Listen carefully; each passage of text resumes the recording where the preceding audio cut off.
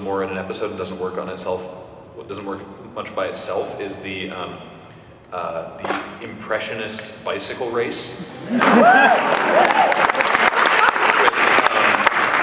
With John Cleese just shouting himself hoarse on a traffic island as guys go by on bikes, and he's talking about it's Kandinsky and Picasso coming around this, and they're painting as they cycle. So it's like, I can see on this bike, it's a meadow. Yes, it's a pastoral scene. This is amazing. And then he talks about Toulouse-Lautrec bringing up the rear, and the camera goes wide, and the guy on a tricycle goes by. It's a really good sketch. My favorite Python is Michael Palin, because he not only did really funny stuff, but he went on to go do really, really good travel documentaries. And I can totally appreciate sort of a non-fiction sort of contribution. My favorite Python sketch is actually a visual one. There's a scene where there's, and it's like, Graham, it's not one that you remember well, but it's 4 undertakers carrying an incredibly heavy coffin up a hill. And as the strain gets them, one of them drops dead, and they pop him into the coffin, and then the other 3 carry on. And eventually it stops, and the last one just sort of keels over, and then it becomes a stop motion that Terry Gilliam has done, and he kind of climbs into the coffin, and then just scoots off and becomes an animated series. And I just thought that was so brilliant, of a transitional piece and of like total subversive humor. Because you can see the punchline coming literally like at the beginning of the sketch, and it's just really interesting to see how they play it out. Who's Monty Python? Oh. Sure. I'm gonna just go with the classic Tim John Cleese is my favorite Python, easily. Is it just generally considered the argument sketch? Yeah. That is far and away my favorite Monty Python sketch. I love that sketch so much. I probably watch it like once a month. There you go. Seriously.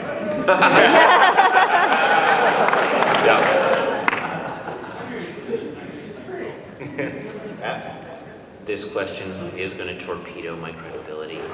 Yeah. I used to watch a lot of Python when I was a kid. But I haven't actually watched a lot in like a decade or so. And I don't actually have a favorite sketch. MST then? I really never got into MST. So Matt, Do you like anything funny? Matt, every different comedian is allowed a different perspective. Matt, what is your favorite comedy show or sketch or comedian? Thank you. Nailed it. It's a hard question for me. What acting performance do you think is really good?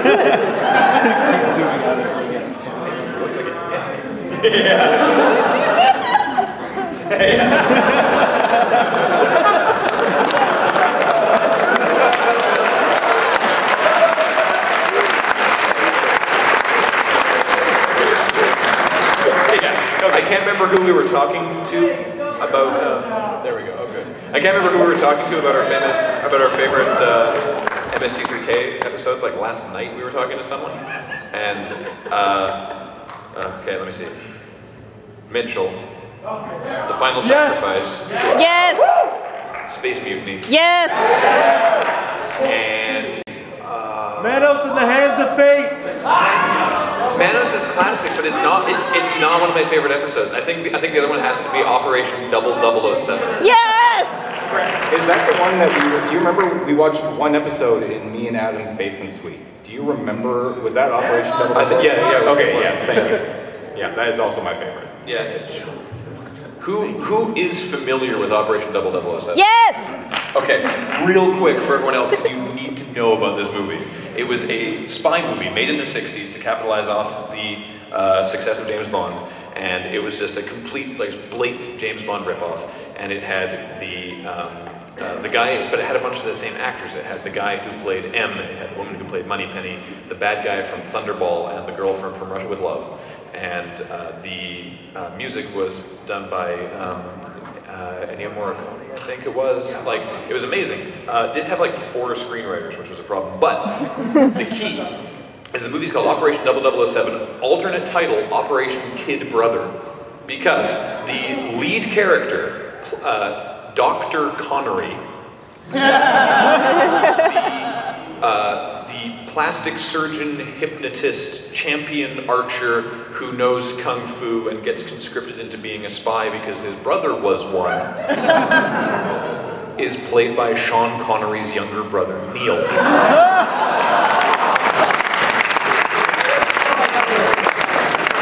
And there's this he has like the goatee, and there's a bit where Lois Maxwell, playing the Moneypenny character, like covers up the bottom half of his face, and from here up it's like, holy crap, that looks like Sean Connery.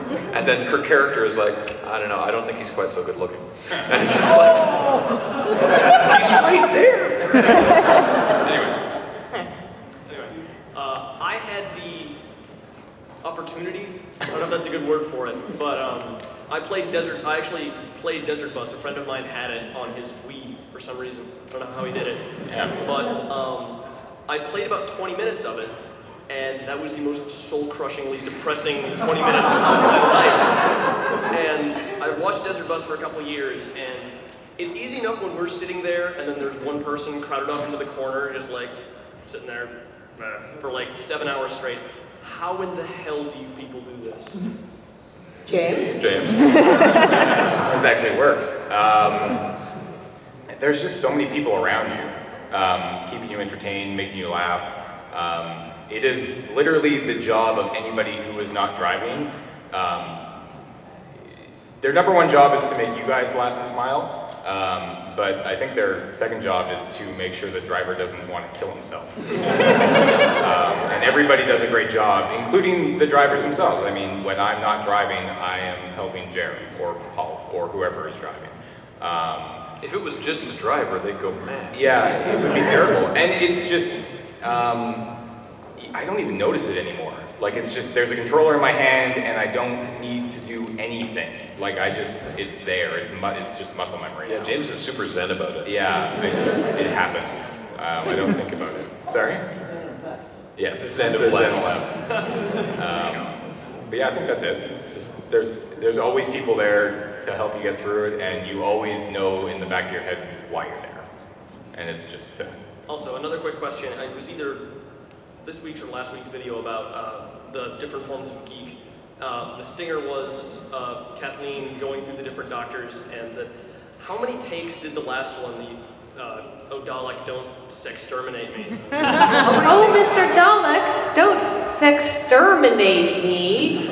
It took 2, but only because Matt wanted to retake his plunger bit again. Yeah, because We took a couple, but what did you say the first time? It was just like, we're done here? We're done here. Yeah. Was my first line. Was like, I looked at the plunger, I was like, we're done here.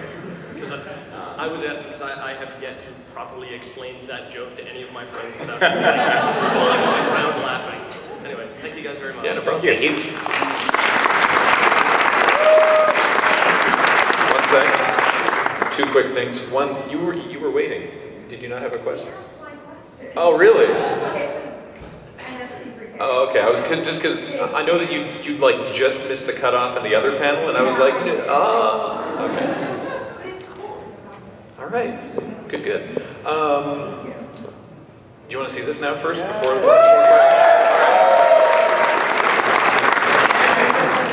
So this is playing from within the editor. This is a rough cut. So I haven't done any color correction or anything because I'm not kidding when I said I was doing it in the hotel before I came here. But here we go. Yeah. Full screen. Yeah. Nice.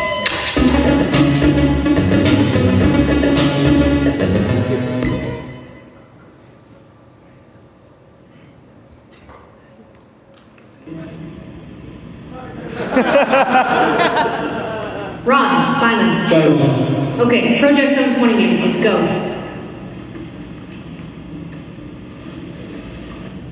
So, where are we at? What's the SID rep on the new Xbox? That is an excellent question. It's going super well, really. I mean, awesome, it's great. This is not instilling me with confidence. I'm not gonna lie to you, Olivia. We've got nothing. What do you mean you've got nothing? Well, nothing defined as a complete absence of anything, is what we have. A building box that contained all the ideas that we have for the so-called Xbox 720, it would be very light. Because ideas are immaterial. Because the box would be empty. Guys, the original Xbox was released in 2005. Why am I just hearing this now? I've had the PR department leaking and then denying the whole it's called the 720, no it's not thing for 2 years. Well, look, it's hard, okay? No, it's not. Just make it more powerful. More RAM, faster processor, done. Are you telling me technology has not advanced sufficiently since 2005 when the hot mobile phone was the Motorola Razr? Oh, God. Right? Wow, yeah, Razr. I know. No, it's just... No, technology has advanced too much. If we can ever hope to keep up with the advances that are happening and have the 720 or whatever last for another 10 years, it's going to be ridiculously expensive. Yes, and that's why you've been hiring all those engineers to solve these problems. Oh no. That's just to keep up appearances. Well, what have they been doing? Busy work. Busy work? Sorry, why do I need to copy out all this code by hand? Redundant backups. Look for the illumination on each page. It made me mess up my school. They do good stuff, can't fault them there. Doesn't this seem like a colossal problem to you? Well, yeah, Olivia, we're not idiots. This is a massive problem. The only thing that keeps us going is the knowledge that Sony's in the same boat as we are.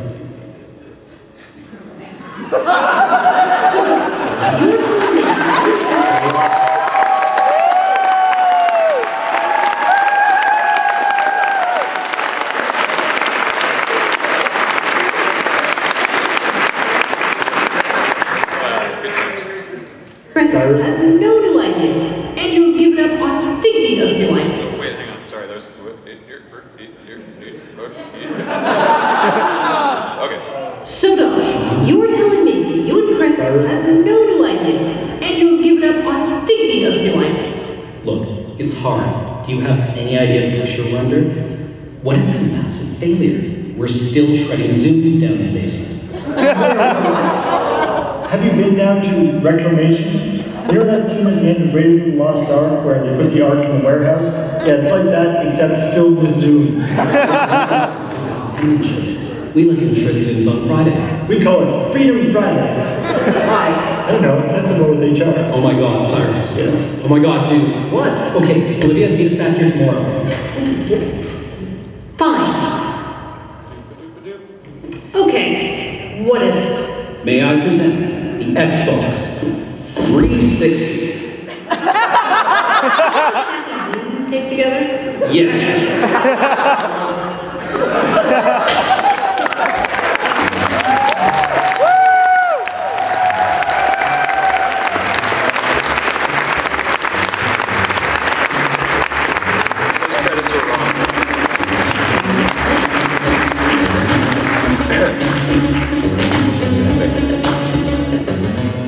Can I just say that I got way... Take my personal assistant. I need a team of 8 PR flags to leak, deny, then re-leak, and then re-deny that the new Xbox will be called the Xbox 360 by Sunday.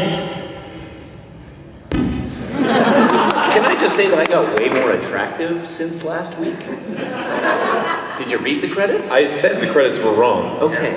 I thought I corrected them, but apparently it didn't take. I was confused. I was like, I wasn't there. Why was I booming? Yeah. No, I was doing camera. Kathleen was in it. Kate was booming. Our friend Hicks got us the shot of Microsoft Game Studios because he actually works there. And I was like, we're doing a thing at Microsoft Game Studios. Could you get us an establishing shot? And he's like, sure. I've only got one lens on me. When do you need it? I'm like, what? No, just go outside and take a photo. I don't care. I need something. And he sends me a dolly shot.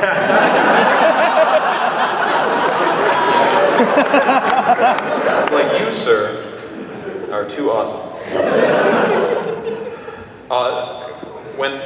Brief aside about the video, because Kathleen and I wrote it, and when we put it up for Paul to read, he was like, I love it. How are we going to make that prop? Because I don't know about you guys, but I've never seen a Zune in the wild. Is it a Zune? Wow.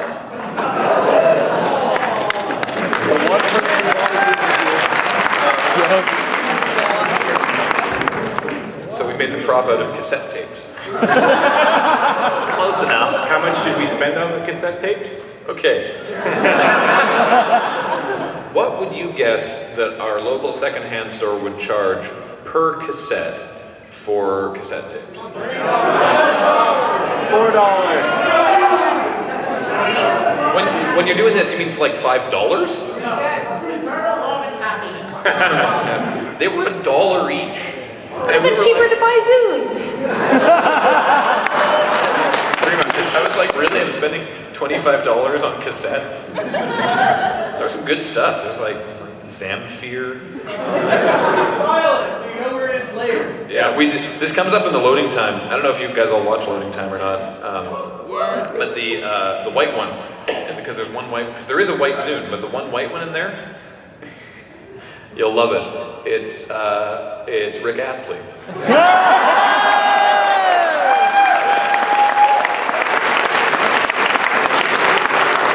Side A, track 1, Never Gonna Give You Up. And then that other song, 2 tracks later, that sounds exactly the same. Yeah, it's crazy. Anyway, back to question time. Okay, hi. Hi. I just have 3 quick questions. The first one is, on Feedom, where do you source those hats from? Like, I have a small collection, but that's Jesus Christ. So it started with just hats that we had, because we've collected a lot of hats over the years of doing sketch comedy. And then for the past several months, it's been basically hats by donation. I mean, like, we had people, I think PAX Prime was the first time that it happened, and we had several people be like, I brought you this hat for Feedom. And we've had people mail them to us, be like, what's your address? I want to mail you a hat. And to which, of course, we respond, hell yeah, you can mail us a hat. I think received 3 so far this weekend, which is pretty awesome. And, oh, wait, no, 4, sorry, because your 3 and another that I got, that was, someone had instructed their friend to knit them the ugliest hat they could. Yeah, there he is. So, it's pretty ugly. It's not as ugly as it could have been. Because we got given it at our Bandland booth, and MC Frontalot was beside us, and he was looking at it, and he's like, you told your friend to make an ugly hat? Yeah? Well, tell them they failed. Because it's nice, it's well made, good stitching. You'll probably see it in a week or 2, because actually next week's Feedom we already shot. So, yeah, you had 3 questions. Number 2. Is that Final Cut Pro thing as insane as it looks? Because that looks like flying a space shuttle. It's odd, I'll admit. That's Final Cut Pro X, which is wacky. But I like it for a variety of reasons that are too detailed to get into here. But yeah, it's pretty crazy. Okay, and my last question. Have you ever just run into a situation you felt too sober to handle? This one? Constantly. Okay, I just want to make sure I wasn't the only person who felt that. Like when you walk into a room and you're like, I am not drunk enough. Yeah. I see what's happening, and everyone is operating at a higher level than I am. You see a lady going like this. Thanks, guys. You've been awesome. Thank you. Hey. All right, I got 3 quick questions. All right.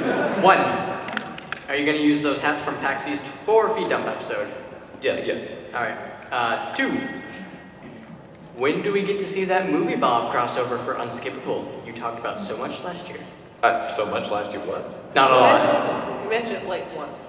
Yay! On Twitter, we were talking about, actually, is Bob's not here, is he? I saw him earlier. What? Yes, I am. Hey, Bob! Bob, get up here. Get here. Bob and I have actually been talking about doing an episode of Unskippable where Bob joins myself and Paul in riffing the episode, and then the flip side of that will be myself doing an episode of The Big Picture, which could be a fun time. So no idea when that will happen, so, because I have to actually write it, and we have to Skype Bob in from Boston. From Bobland. Because last night you were like, well, it's not really Boston, it's...